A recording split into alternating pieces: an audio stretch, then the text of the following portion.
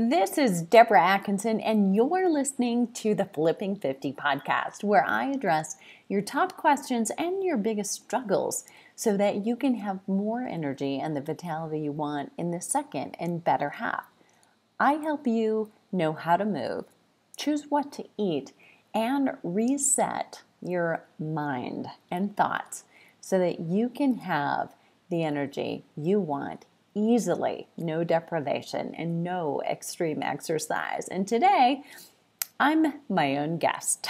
So I'm solo today, and I have some really juicy podcasts coming up with some guests who are going to talk about dating, no less, and actually self-love and self-care and the evolution that one woman went through to get a career jump and a relationship change. And she's changed relationship for so many. But today, we're going to jump into the conundrum that can be you if you're flipping 50 and you've got exercise needs, but you're challenged by really three things. And quite often, what I'm running into is women who are tackling only one. So really the challenge is hormone balancing exercise, juggling that along with joint care exercise, or that type that doesn't stress the joints anymore and or helps to work around joint issues that are already there. And then three is the mindset. So let me talk a little bit about each one of those, and then we'll dive into some juicy points about each one and how you actually can juggle. And this truly is the difference between exercise and exercise for the flipping 50 woman, for you. And I'm not talking about exercise that coddles you because you're 50 or you're 60 or you're 70 or whatever you may be telling yourself, because it is not now and never was about your age. There's not an appropriate exercise per se for a specific age. There are things we want to focus on a little bit more because the urgency is greater. But right now, as I'm doing this live in 2018, the reason I can tell you that these are the things you want to start focusing on in your 20s, or these are the things you want to start focusing on in your 30s, or wanted to, for many of you listening, or that these are the things you want to start focusing on in your 50s, then in your 60s, and in your 70s. The reason I can do that is because we are in the moment. We're taking a snapshot, and I know from research and from working with thousands of women, supervising hundreds of thousands of personal training sessions that were led indirectly by trainers that I staffed, but customers that I oversaw. I know the status of where we are, and I know what happens with college students because I taught them for 15 years.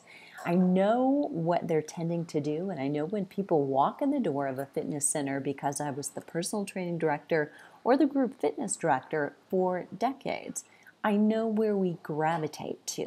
So I can tell you with insight, not necessarily because these are the things I wish I was telling you to concentrate on in these times or these decades, but because they're the facts of what's true today. Now, if I were doing this or am doing an update in 10 years when I'm about to be 64 instead of about to be 54, or in 20 years when I'm about to be 74, then what I say decade by decade may change because we will have evolved, and we are raising the roof, you and me, right now. We're changing it for future decades, and every generation in the past has said that, and every generation coming behind us will say that, but we are doing it more significantly than any generation has before. The baby boomers, yes, we have that notorious reputation for making waves and changing things, but it's beyond that wrinkle that we simply are of that era. So being someone turning 54 this year, those babies in 2018 who turn 54 at the end of the year are the very tail end of the baby boomer era. And coming behind that is, the new generation.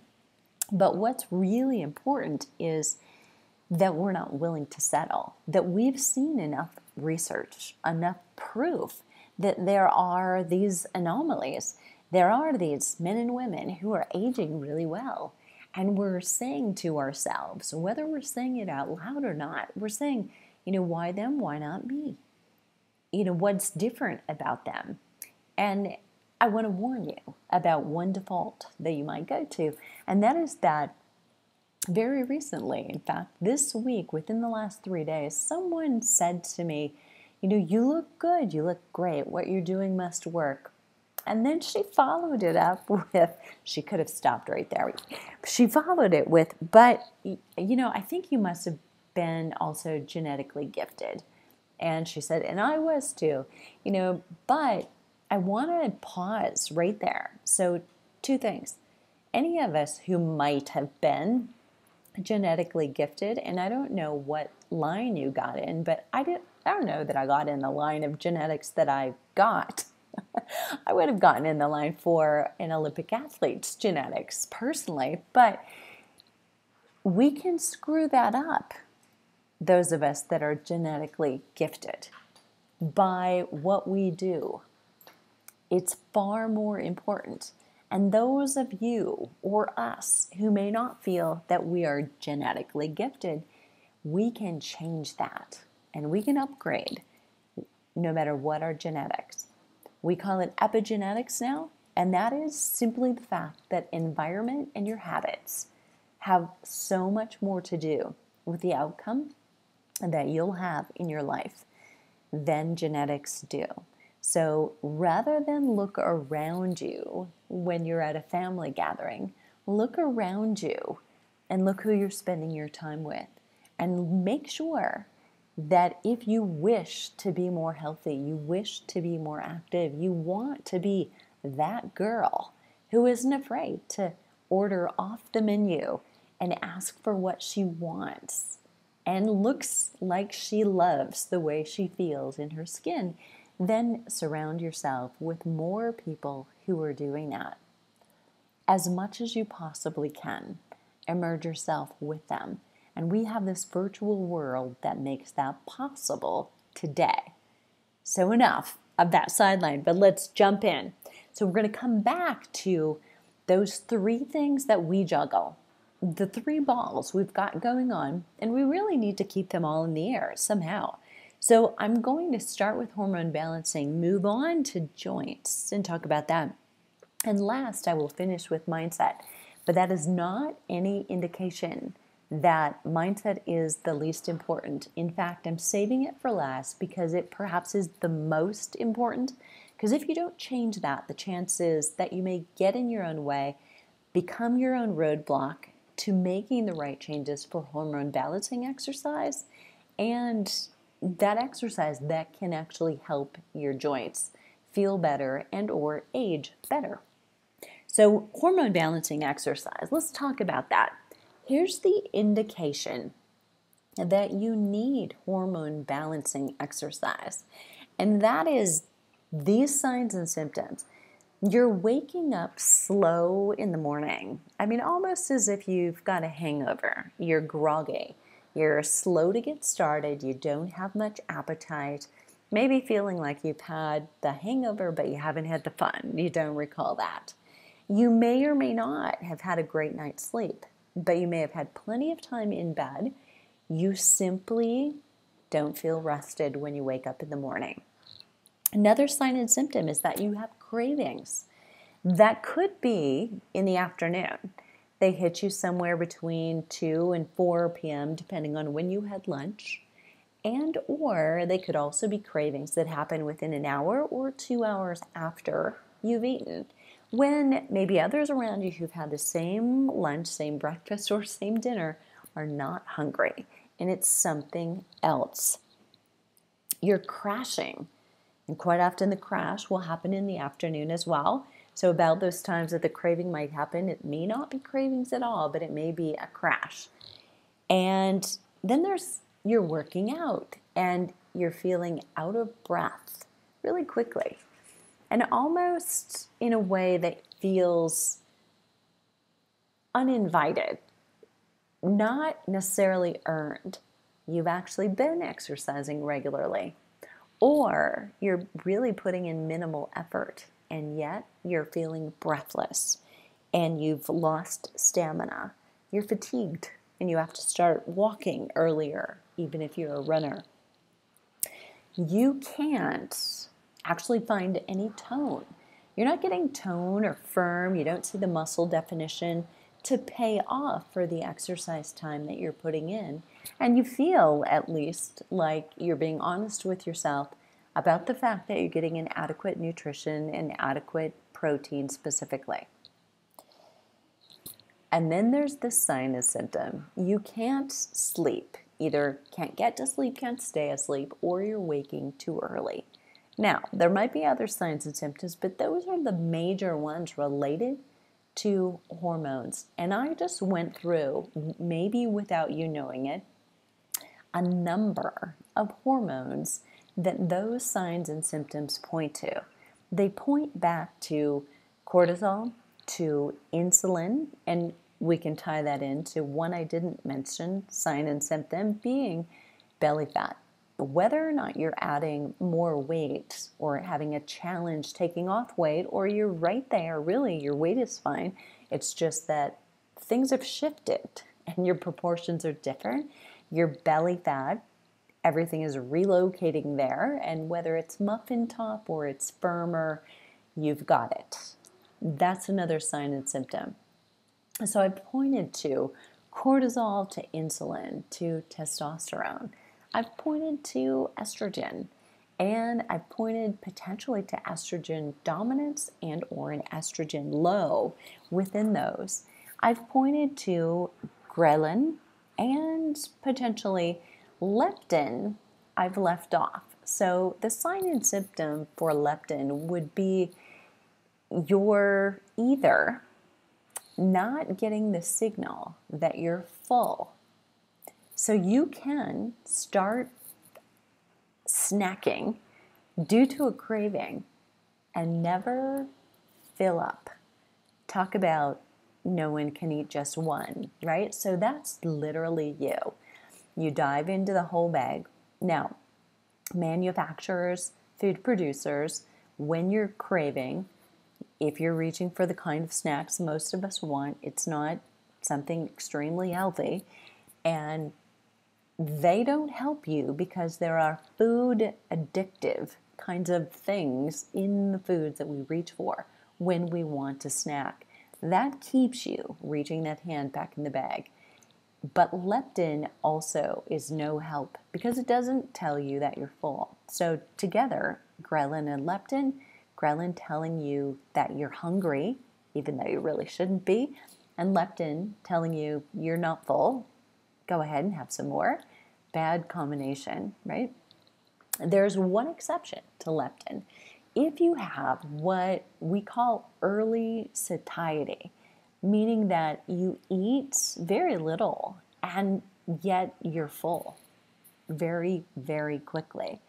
And you can look at, honestly, your food log and say you're barely eating and yet you can't tolerate very much food at one time without getting full very, very quickly. That may be a sign that leptin for you has gone the other way. That early satiety that it may be responsible for, we need to turn around in a completely other way.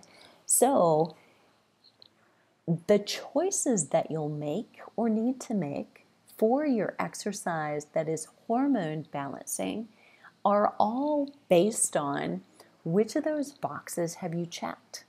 So if you're listening and you, for instance, are extremely high on the cravings list, or you're crashing in the afternoon, you're not sleeping well, early morning exercise of the higher intensity type is going to be best for you. Not after work and not evening, but early morning. Even if it has to be extremely short, but fitting it in to reset your circadian rhythm and your clock so that you can get to sleep is your highest priority. It's not about can you get 45 minutes or an hour of exercise in, and the only time you can do that is in the afternoon or late in the day. It's actually about something entirely different because we're not emphasizing the exercise. We're emphasizing the sleep, because if you can put that first on your priority list, we choose the exercise that will positively influence your sleep first, and then the weight will come off easier, the energy will improve, you won't be crashing, you won't be craving, and you will much more easily be able to get up in the morning. And even if it's 10 minutes during your weekday mornings, at some point during the week, you probably have a couple mornings where you have a little bit more time and a little bit more latitude. But remember this, it is not about 40 minutes or 50 or 60 or 90 for sure. It's about quality. And if you can get regular, consistent exercise of quality, you can lose weight no matter how little time you think you have or how busy you are. That's you. So let's move to the next one. So realize that there are more puzzles to be solved there with that hormone balancing exercise based on your signs and your symptoms. And, I can probably continue to add to the list of signs and symptoms. And what I'd really like to do, and I'm going to send you there at the end of the show, but I'll do a little tease right now. If you've not yet taken the self-quiz, the self-checklist of successful habits of women who are flipping 50, go to flipping50.com, all words spelled out, no numbers, and take that. Just opt in for the checklist. Go through it, print it out, and then once you've taken it, decide to focus on a certain area for a week or two. Then go back to that quiz and do it again and see if your score has improved. And you may score low when you first start. So remember, the only way is up. But the key is looking first to know that you know, how do I improve it? And we'll get to that when we get through mindset. Number 2, though, let's talk about your joints. Because by the time you are flipping 50, if you have lived a good life, you had a little fun, you did a little aerobics with the burn back in the day, you may have some knee joint, hip joint, ankles, shoulders, elbows, and wrists. Not necessarily in that order of priority, but probably the most common are knee issues. And here's the reason for that.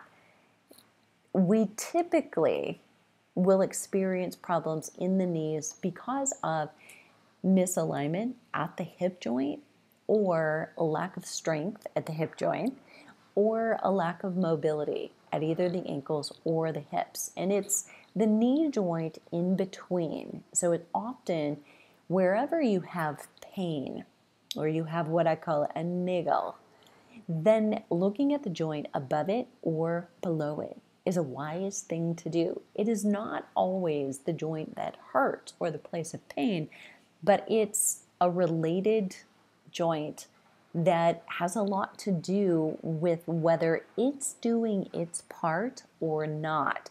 So in the case of the knee joint, it's a hinge joint, just like a door swings on a hinge.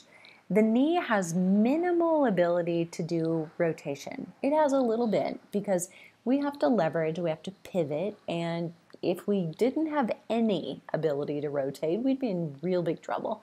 We have a small amount of rotation.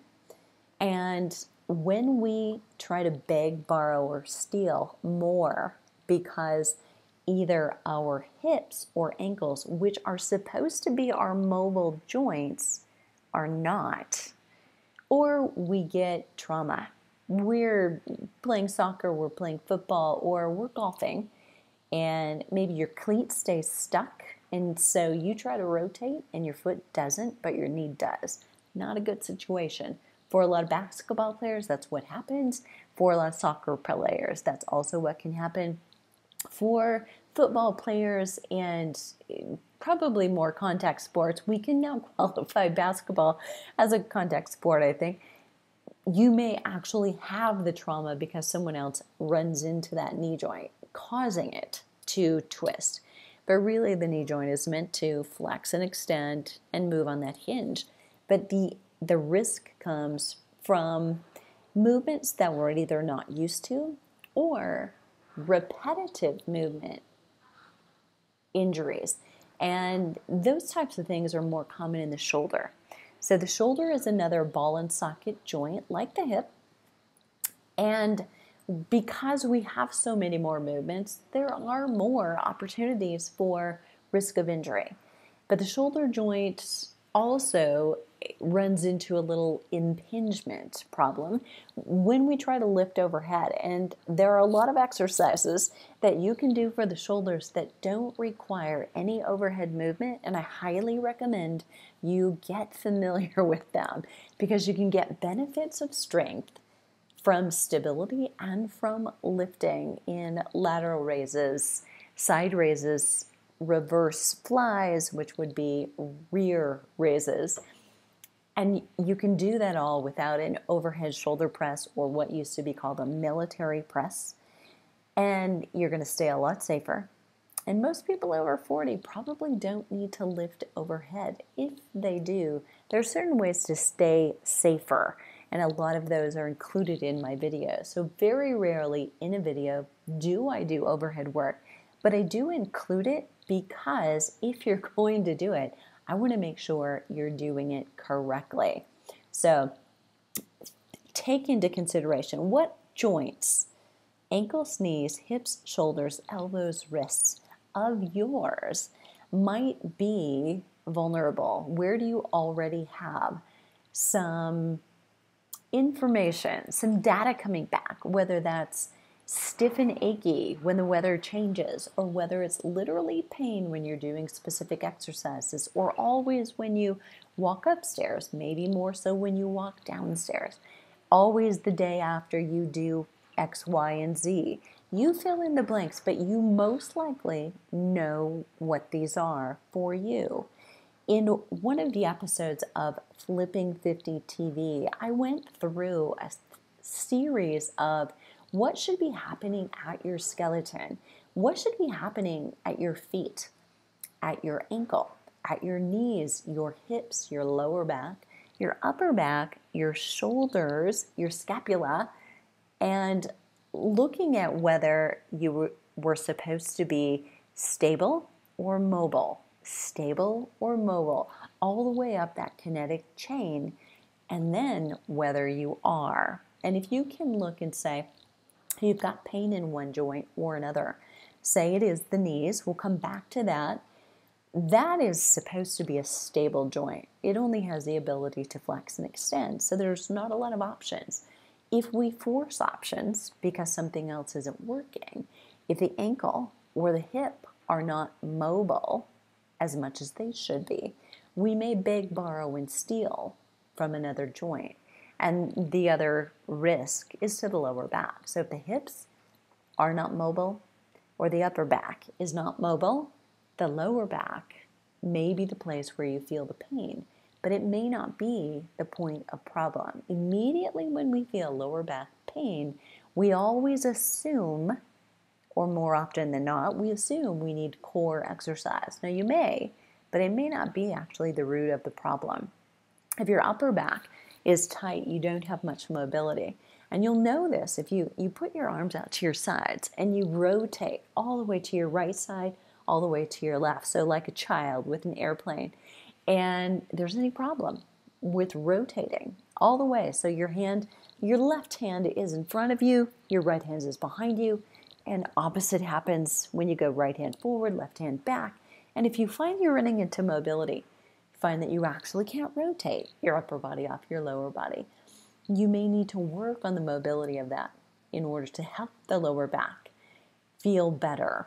Likewise with your hips. If you're not stretching your hip flexors, your hamstrings, your piriformis regularly, your lower back may be the thing that suffers. That's true of most of us who sit quite frequently and or exercise quite a bit, or both.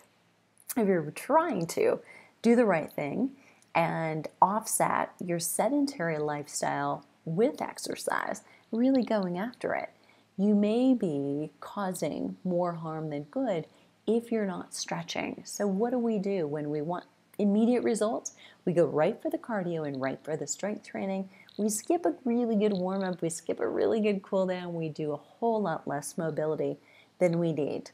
And we've always needed it, but the urgency is much higher now. Okay, so not enough, but there's a little snippet for you about the joints specifically. So what do we do, right? How do we get around that? Because for hormone balancing and for metabolism boosting kinds of exercise, which also can be hormone balancing, we want some high intensity exercise. We want some weight bearing exercise to take care of the bones and the muscles. And in order to do that, those of you who have joint issues may be saying, well, I can't do that. I'm limited because of this. This hurts. I can't. And it's so easy to come up with a list of exercises that you can say, I can't do that. Or, this was my love. You know, I know you runners out there. I know you. That's your passion and your love, and it's really hard to find a substitute. I know it. The truth is, though, you can heal, and it's never over till it's over, all right? So if you are bone on bone, that may be you, and I highly encourage you, if you're bone on one side, to consider doing something about that, because the damage that you're doing in trying to compensate, you may not feel until you do, but you may be doing damage on the other side because your body is going to try to avoid pain wherever it can, and the body will find a way. You will find a way to avoid the pain, you'll find a way to get through, and it seeks balance, which means if one leg isn't working really well and you're doing somewhat of a limp without even realizing it, your other side will be doing more work than it should. And eventually there will be problems that come out because of that. So you want to address that issue. Don't ignore it and don't try to mask it by doing something else. But ways that you can do more joint-friendly exercise would be, looking at biking. Most of us can bike. It may be an upright bike for you. It may be a recumbent bike. You'll have to try them out. Because we're all put together differently, it may take some trial and error to find what works. Some people, for joint-friendly exercise, can do an elliptical trainer and others cannot. And again, it comes back to the way we're put together, slightly different. So when you're exercising and opening and closing, flexing and extending those joints, it may or may not work for you. So don't compare yourself to anyone, and don't compare yourself to you even in the past. It's just now, and it's looking forward. But good options would be biking, swimming, literally, if you do, or not, if you want to keep your head above water, water walking, and that would be in water the depth between navel and nipple, so your lungs are not entirely submerged, or deep water walking, where you're actually floating, you're running through the water with a buoy, a belt around your waist, helping you do that. Neither one of those are as simple and relaxing as they may sound. So you can do intervals anywhere. Then you can do a rowing machine, so to stay off of your feet, your ankles, knees, hips, and maybe to work on posture at the same time. And then back to the elliptical, just to mention that again. So the other one I haven't mentioned is boxing and the whole flip DVDs. I include boxing not just because it's joint friendly. For most of us, it's doable. There are a few people who may not be able to because of the little bit of rotation through the legs may bother knees. So not everything is okay for everybody, but probably 90% of people who have joint issues doing some other exercises find they can do boxing, because you actually don't have to jump at all. There's a little rotation with it, but that can be a plus. So the other things I mentioned go back to biking, to swimming, to water walking, and that may be another exception to water running, rowing, or the elliptical. They're all very linear motions, forward and backward, which is really what we do all day. We don't anymore play like we did when we were children, running around like crazy, playing tag, hide and go seek, kickball, rotating, and yet boxing fits that bill. It gets you back to working in multiplanar movement, and we've been missing that. So you move a little left and right, you'd move with rotation, and you do some forward and back, but a whole lot less than you do with other activities. So you'll find yourself strengthening in ways that you don't get and complementing your movements of daily activities of life. So one of the reasons I love it, whether you're highly fit and your joints are just fine, or your joints, one of them is compromised, is that you can get high intensity exercise with low impact work. It's a great balance. In fact, if you love running, you can get some intensity out of boxing, but you can do it without the impact. And so you're also rotating so much more and using the side of your body so much more, that it's a great balance. So huge for metabolism boosting kinds of exercise. You can still do intervals with any of these joint friendly kinds of exercise. So try them, and then you can still plug that into any intensity level you need based on your hormone balancing exercise. So the third and final piece of your puzzle, the 3 balls you're juggling, the third one is mindset. And I teased that this is definitely one of the most important, not one of the least, and I didn't leave it last for that reason. But, we have these thoughts going through our head. So you tell me, rhetorical question, of course you can't answer, but, do you still default to eat less and exercise more? Still default to wondering how many calories is that? Or when you go to a restaurant that has the calories listed and has little icons that say heart healthy, low fat, that it's really hard not to choose based on those, or to choose what you want and then wonder based on the confusion that you've got. It just brings it up. The menu itself may not confuse you, but it may bring up the confusion that's already there about what should I really be choosing here. So cheat days, do you think that cheat days are a good idea or not? So I'm going to not keep you in suspense here. Here's my thought on cheat days. If you need a cheat day, whatever you're doing the other days of the week is really probably not working for you. That to me is a lot like a binge and purge cycle that you're going through. And there are healthy ways to eat plenty of food that taste delicious. So it doesn't feel like you need to pig out and, go crazy with foods that may not serve you. The whole point is getting to a comfort zone with different foods, and not based on, do you still do this? Are you a calorie counter or not on points? Because that assumes an all foods are created equal kind of attitude. And the truth is, now we know that each and every one of us has a unique biochemistry. We have a different situation in our gut, and it changes from day to day, from week to week, month to month, and season to season.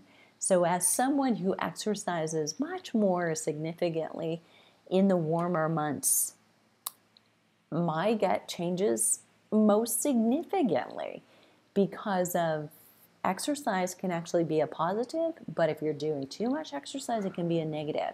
So exercise is a huge change for gut health, but so is your stress level. Now, exercise can be stress, but I'm talking about the collective everything, the collective, lack of sleep, collective work stress, relationship stress, financial stress, anybody doing their taxes right now. All of those things can also change your gut health. Working on a big project. I'm raising my hand. This is my confessional today, evidently. I'm working on a big project, and a little bit more caffeine than I really need and do best with has crept into my day. Too many days in a row because I'm really focused on this project for about 30 more days. And, when you find yourself slipping into that, look at what's happening. But all of those things that affect your gut are going to change the way you respond to it. And if you can adapt to that way of thinking, you'll be a little bit more forgiving with yourself when things aren't working. And you'll be a little bit more aware of literally what could it mean to you if you think about your food differently because of the way you're digesting it or not digesting it. If you're following a diet, I'm asked this on a weekly basis, at least once or twice, still today. What do you think of the quote-unquote diet? And this week it was, what do you think of the Mediterranean diet? And here's my explanation across the board. And this is not a judgment of whether you're vegan, you're following a mostly paleo, you're following a Mediterranean, you're following a DASH diet, or whatever it might be for you. But what this is my way of thinking is that based on our gut and our microbiome, our good bacteria and bad bacteria, in other words, we let our body tell us what it thrives on, where the energy is best, the digestion is best, where the sleep is going to be best, where you're going to be most motivated to exercise. Because if you're not digesting well, you're not absorbing the food that you're eating, even though it's all good, you're not going to have the mojo, the motivation for exercise.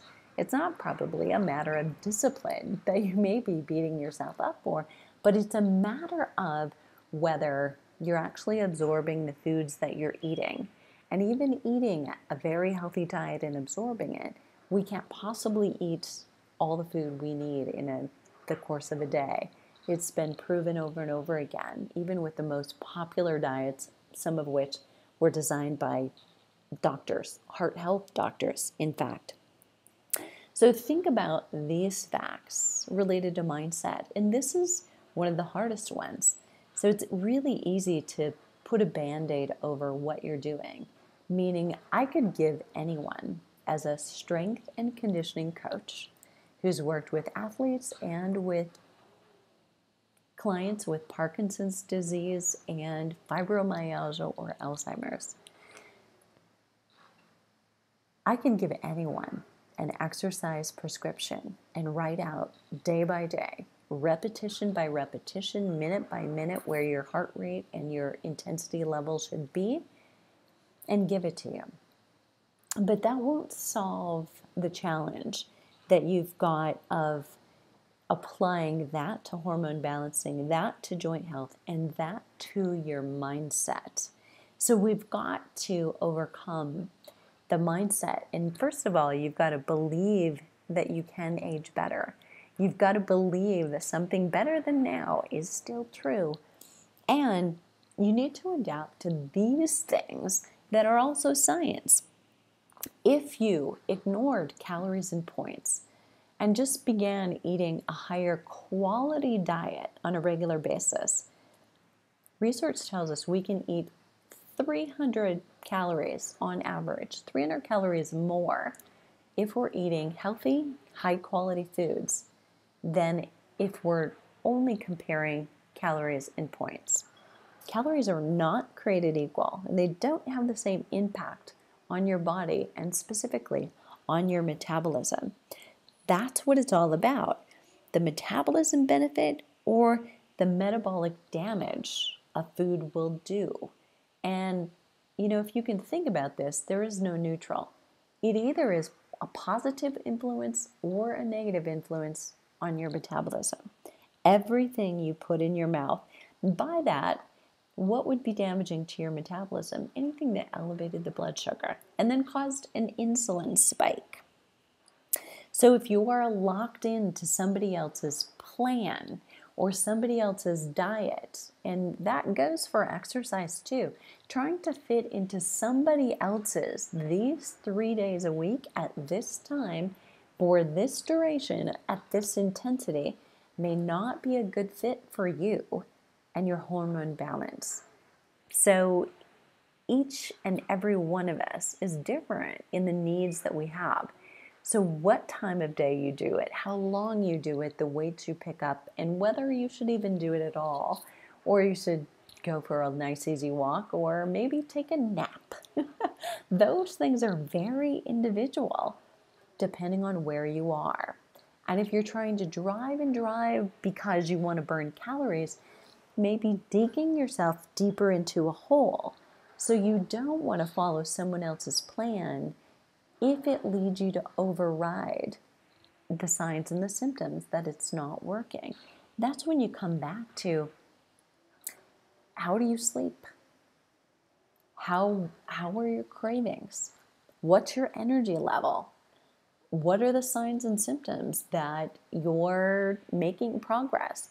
And I don't mean the scale, but I do mean the way your clothes are fitting, your belly fat, the evidence that's going down, your brain fog clearing, you're feeling much more fit and vibrant, and your energy is higher the rest of the day. The days that you exercise as opposed to the days you don't. All of those things point to you probably being in hormone balancing types of exercise. And then you'll know by pain or lack thereof whether you're doing your joints the right kinds of exercise as well. Working on the mindset will help bring all of these things together. So you're juggling those 3 balls as you're flipping 50. Hormone balancing exercise with joint friendly exercise with the mindset to make sure that you're feeding your body and continuing to exercise for the balance, not for the calorie burn. And if you have questions, leave them below the show link at flipping50.com/podcast as we paste this one up in the second week of March of 2018. You can go and find it live right there. So if you found something of value in this show, I'd love to hear from you. I'd love to have a rating from you in iTunes, and I'll put that link right below the show in flipping50.com. And please share this with a friend so you can surround yourself with other women who are on the same journey. What are you waiting for? Let's start flipping 50 together.